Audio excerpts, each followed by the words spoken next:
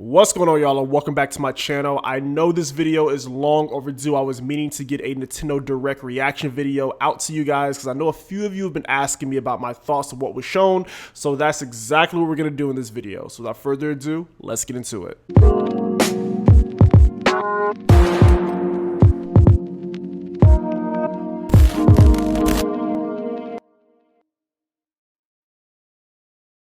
All right, here we are, guys. I know this video is long overdue. I apologize for the delay on this one. I just been super busy with work and just trying to balance this out with YouTube and Twitch. It's definitely been a little bit of a challenge the second half of 2021, but that is not why you guys are tuning into this video. You guys want to hear my thoughts on this Nintendo Direct that recently happened. So yeah, let's get into it. So the first thing that they showed off was Monster Hunter Rise Sunbreak DLC. And by the way, guys, I'm doing this video unscripted, so if I kind of stumble a little bit, you know, please forgive me. But Monster Hunter Rise Sunbreak DLC. So this is the first major expansion to the Monster Hunter Rise game on the Nintendo Switch. As you guys know, I'm a huge fan of Monster Hunter Stories 2.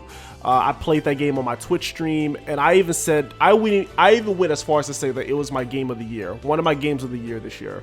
I really enjoyed it. So, you know, of course, after my experience with that, I've been kind of curious to getting into Monster Hunter World and Rise. And a lot of my followers have told me that, you know, Monster Hunter Rise is probably the most accessible if you're new to Monster Hunter, so it's definitely something on my backlog. So the Sunbreak DLC is very interesting for those who are into Monster Hunter Rise, so I'm pretty sure a lot of you guys are excited for that if you're into Monster Hunter. So yeah, I'm happy that Capcom is putting that out for you guys, and I'm sure a lot of people are going to be playing that and reviewing it soon, so whenever it comes out. So I think it comes out like in summer of 2022 or something like that, so we'll see. The next thing was Mario Party Superstars. This was a game we kind of already knew about. Mario Party Superstars, I'm excited for this for two reasons. Number one, I am a huge fan of classic Mario Party. When I say classic Mario Party, I would say Mario Party 1 all the way up to 5. 6 is debatable, but I love Mario Party. I have so many fond memories of just going to birthday parties and just get together with my friends back when I was younger and just popping on Mario Party. Mostly the games that we played the most was Mario Party 4 and 5. So I have a lot of fond memories of Mario Party 4 and 5 in particular, the GameCube era ones, but I know the N64 ones are just as fun. And now that they're remastering this in HD with all the classic boards and mini games, it's exciting to see. The second reason I'm excited because it has online play. So all my friends that I grew up with that we used to play Mario Party, they all have Switches, but we all live in different cities. You know, I live in Houston, they live in like New York, Atlanta, wherever. So it's really great that we can kind of like go back to like our childhood and hop on a Discord call, whatever, and just play through Mario Party online. That is going to be so fun. This is probably one of my most anticipated games this year, to be honest with you. And the fact that it comes out next month, it can't come soon enough. So Mario Party Superstars is definitely something I'm looking forward to 100%.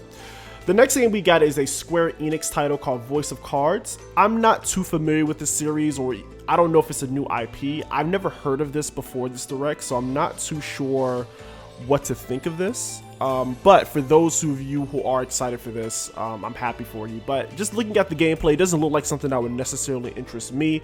But if you guys give me a recommendation for it, I may have to check it out based off of that. But off of first impressions, it's not for me. The next game we got is Disco Elysium, the final cut. Now, from the trailer that I saw, it looks interesting. I don't know. Apparently, it's like a detective RPG. I'm not too familiar with the franchise, but I will be interested to kind of like look at gameplay and maybe reviews of it and see what the game is all about. And if it's something that, you know, piques my interest after viewing that, I may check it out and maybe even review it. Who knows? But as far as like first impressions, it doesn't look like something I would play initially. But again, I'm open to it because I'm pretty sure, you know, it is a good game. So I'm sure some people are super excited for it. The live chat that I was in when I was watching this seemed to be very excited for this one. So we'll see. The next thing is Hyrule Warriors Age of Calamity Expansion Pass. Now, Hyrule Warriors Age of Calamity is an amazing action title for me. I love playing through it, despite the frame rate issues that I had on it. Age of Calamity is fantastic. I love the presentation, I love the music, I love the gameplay, I love just everything about it. You know, the Hyrule Warriors games are very fun mindless action, and I just like how they kind of refined everything in Age of Calamity, minus the performance issues that the game has. So the expansion pack is definitely something I'm looking forward to. I have yet to play the first expansion pack, so I probably should knock that out before I even think about getting the second one. But yeah, Age of Calamity, I'm always in the market for a great action hack and slash, and Age of Calamity is just that. So if you haven't played that yet, you know, number one, check out my review on it and then play it for yourself and let me know what you think. Next thing, Checkable GP. Now, this one was an interesting one for me because a lot of people, when I was watching this on a live stream, a lot of people were not necessarily excited for this one or were kind of confused. So I know I'm a little older. I'm knocking on the door 30. You know, don't remind me. But Checkable Racing is not a new thing. There was actually a game on PS1 called Checkable Racing that I'm very fond of. I do have some memories with that game. It's really expensive to buy now, which is interesting. So that means it was a little obscure. So I may have been in the minority when I say I played that growing up. But Checkable GP, I'm always in the market for a good kart racer, and that's exactly what this looks like it's going to be. It looks like it's going to have some characters from Final Fantasy, and of course Chocobos, that's from Final Fantasy. So I love a good kart racer, a good arcade racing game. So if the game comes out to be very fun, and I think the PS1 game is fun. I may actually review that before this drops, just for nostalgia's sake. But yeah, Checkable GP, I like what I saw. I love the way that it looks. The animation looks good. And since we're not getting Mario Kart 9 anytime soon, it looks like, you know, this will be a great thing to kind of play. I'm definitely looking forward to it. So Checkable GP is definitely on my watch list for now. The next one is a heavy hitter, Kirby and the Forgotten Land. So very interesting. We already have a Kirby game on the Switch with Star Allies, and I had a lot of fun with that. But it looks like with this game, they're kind of switching up the formula a bit. It kind of gave me Kirby 64 vibes with the, like, kind of the change to 3D, because I think in Kirby 64 they kind of changed the perspective in that as well. You know, it was still majority a 2D game, but there were sections where it kind of changed the perspective to 3D a little bit. But it looks like with Kirby Forgotten Land, it's a complete 3D open world platformer game. And I think this has the potential to be very interesting, considering Kirby has a copy ability, and we really haven't seen Kirby kind of stray away from the formula too much in his lifetime. I mean, yeah, we had games like the Kirby Robo game on 3DS, which is apparently really good. We had little things here and there. You know, Kirby Air Ride is one of my favorite GameCube games. I wish they would bring that back. But Kirby Forgotten Land looks very interesting. It's definitely something I'm going to play. You know, Kirby, you know, they're not necessarily hard games, and they're not designed to be, but I always have a fun time with the Kirby titles. So this is definitely something I'm going to be looking out for. You know, it's a Nintendo first party title, so of course I'm going to play it, buy it, review it, and all that fun stuff. But I like what they're doing here. It definitely reminded me of like Mario Odyssey in a sense with the open worldness. I love the art direction. It looks like it's going to be a fun game. I'm really curious to see what they're going to do with that. The next thing they talked about was Animal Crossing New Horizons. That's getting its own direct in October. You know, honestly, Animal Crossing was a game I played a lot during, you know, the start of quarantines and lockdowns. There was a game that I played quite a bit. And coming off a New Leaf, it just kind of lacked a lot of the content that I was hoping that was going to be in New Horizons, and I kind of put it down. And I haven't picked up Animal Crossing in almost a year. So I can't say that I'm looking forward to this direct. I mean, of course, I'm going to see the cliff notes, but I don't think I'm going to be tuning in for this necessarily. I just, you know, Animal Crossing, I know it has a huge fan base, especially with the newer generation of kids who never played any of the other ones, but New Horizons, it's okay. Mario Golf Super Rush, they're announcing some DLC. You know, this game kind of came and went for me. I remember a lot of people were really excited for this when they first announced it and it first came out, and it kind of died off pretty quickly. Like I really don't hear a lot of people talk about the Mario Golf game, and honestly, before this direct, I kind of forgot about it. Like I was like, oh yeah, that is a thing with the Star Rush mode and all that. Yeah, I don't know. I love the Mario Tennis game that's on Switch, but Mario Golf, even though growing up I never cared for Mario Golf, like I never went out of my way to play any of the Mario Golf games. So this doesn't appeal to me anyway because I'm not a fan of golf, but you know, this game kind of came and went, so I don't know. Disney's Magical World 2 Enchanted Edition. Now, I do remember Magical World 1. I believe that was a 3DS game. I didn't know it sold well enough to get a sequel. So, I mean, it's Disney, so of course, but I don't know what this game is about. It looks like it's like a mini game compilation. It looks like you can like walk around a reimagined Disney World, or you can walk around worlds based off the Disney characters. That's what it kind of looks like. not for me. As much as I love Disney and I love Kingdom Hearts and I'm a big Disney movie fan, I think this game is a little too elementary for me. So I think I'm going to pass on Enchanted World 2. But who knows? It may be a hidden gem. I don't know. Maybe a review will come out and be like, yo, you guys got to play this. Like, I don't know. But no, just off the look, it looks like it's not for me. It looks like that's more so geared towards smaller children. And, you know, I'm pretty sure they're going to have fun with that. Star Wars, Knights of the Old Republic, a cult classic. The original game is coming to the Switch. I know they announced the remake on PS4 earlier this year. I know a lot of people are going to be excited for this. You know, Knights of the Old Republic is a game, even before the remake was announced, that a lot of people swore up and down is like the best Star Wars game ever created. I think it came out on the original Xbox. Honestly, I wasn't really into Star Wars back when this came out, so I never had the desire to go back and play this. Now, I have reviewed, you know, a few Star Wars games on this channel, and out of all of them that I've played, Fallen Order is probably my favorite. I absolutely love Fallen Order. So, you know, that kind of set the standard for me when it comes to Star Wars games. But Knights of the Republic, it is a cult classic, and I'm sure a lot of people who played the Xbox original will be picking this up because now you can play it portably. So, there you go. Dying Light 2 and Dying Light Platinum Edition. I am not familiar with the Dying Light series. I remember when it came out, I think I played a demo for it on the PS4, and I didn't really care for it. So maybe it is something that people like, obviously because it got a sequel, but this is not something that I would be playing on my Switch. So yeah, Dying Light, it's on Switch. Great. Triangle Strategy. Now, this is an interesting one because I like how this game looks. Like, you know, when it comes to RTS games or real-time strategy, I won't say I'm a fan necessarily. Like, I do enjoy Mario plus Rabbids. I know that sounds comical, you know, when we talk about like serious RTS games, but I did enjoy Mario plus Rabbids, and I have watched people play Fire Emblem and XCOM and all these other games. But this one looks good. I love the sprite quality. I love how the game looks.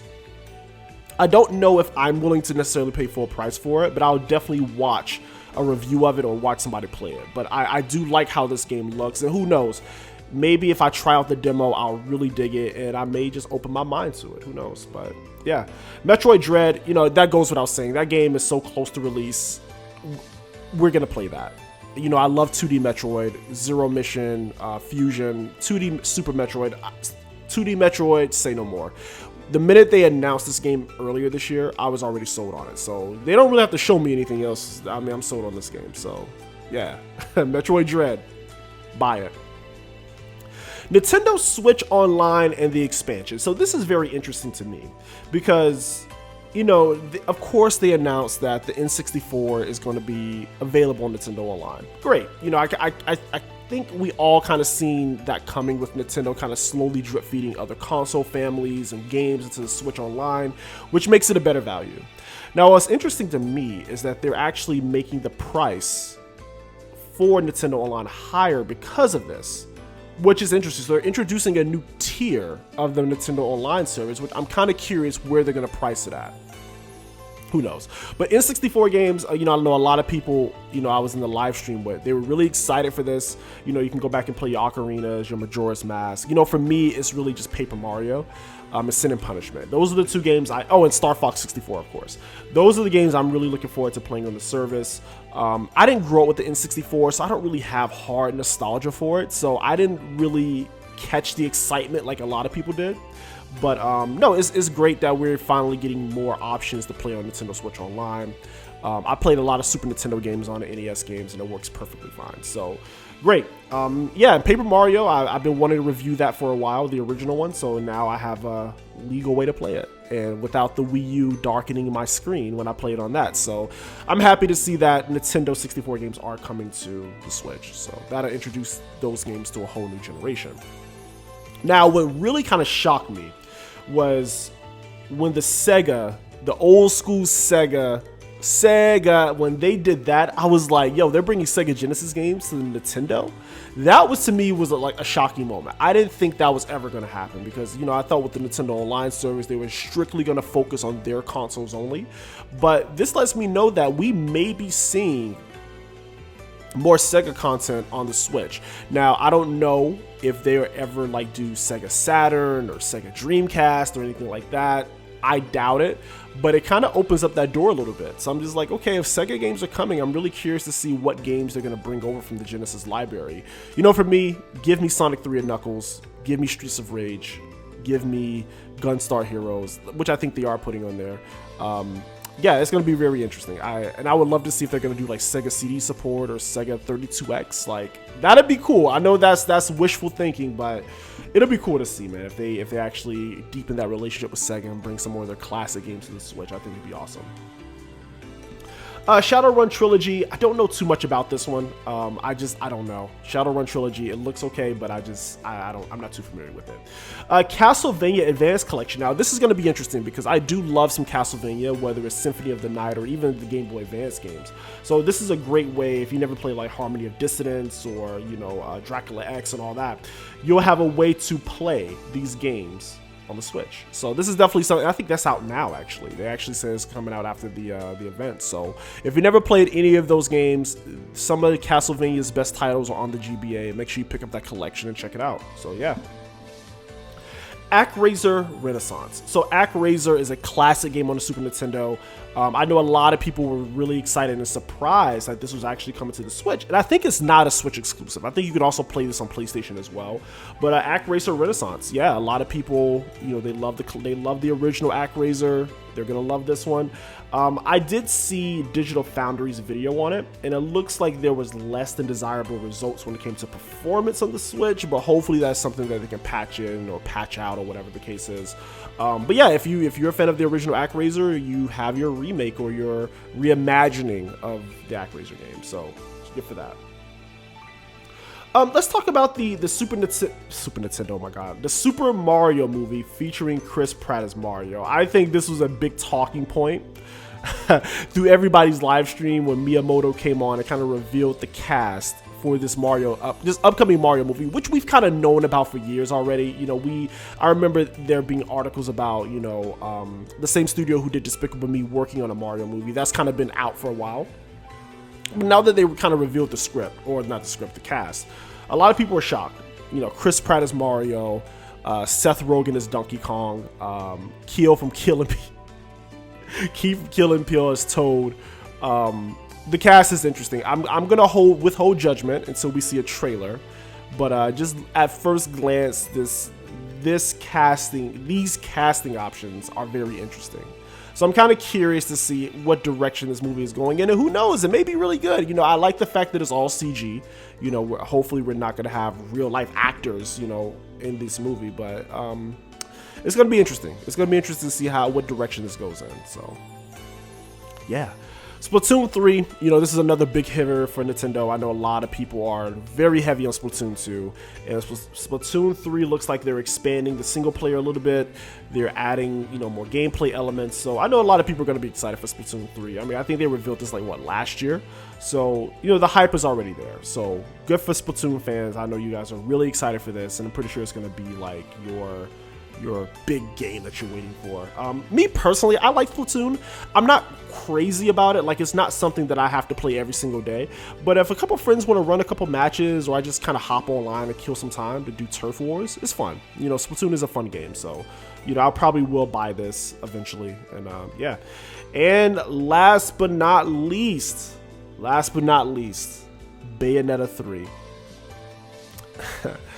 Bayonetta 3. We finally have gameplay. If you guys follow me on Twitch, you know that I love Bayonetta. I even have a Bayonetta emote. Like, come on now. I love Bayonetta.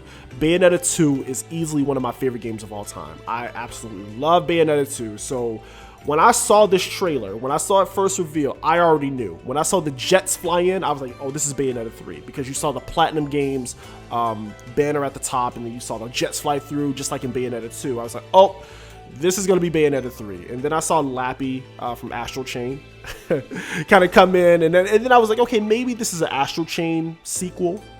That would have been cool too. But when I saw the bullets rain down and Bayonetta come down with her redesign, she got on makeup now, the hair looking fly, I was like, oh, we got Bayonetta 3. The gameplay, Oh man, I can't wait for Bayonetta 3. Now let me say this, because as excited as I am for this game, I did see some things that were a little concerning. That one thing being the frame rate. Now, Age of Calamity, Monster Hunter Stories 2, great games, but they suffer so bad from like frame stuttering. And when I saw this trailer, you can kind of tell it wasn't running at 60 FPS. And I was just like, because Bayonetta 2 runs at a smooth 60 on Switch.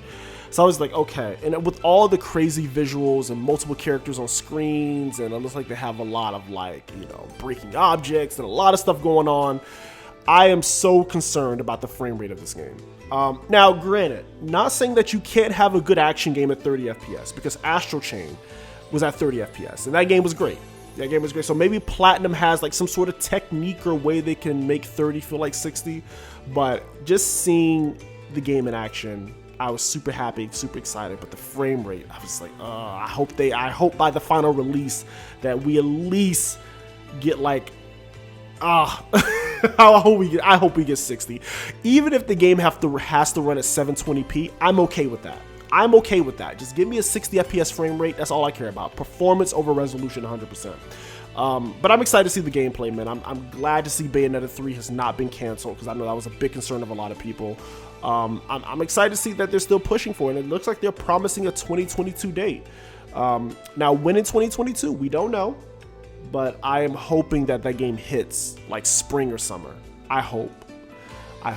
But yeah, Bayonetta 3, man, I'm excited that we finally have a release window, or at least a time frame when it's supposed to come out. I'm excited that we got to see gameplay.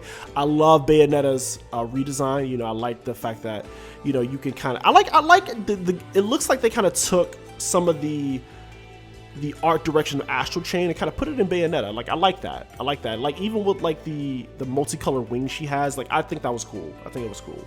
But yeah, that is it, man. I just wanted to kind of drop in and give my thoughts on the most recent Nintendo Direct. Drop a comment down below if you are excited for a particular game. If I missed anything, let me know. And I'll see you guys next time, all right? Have a good day. Peace.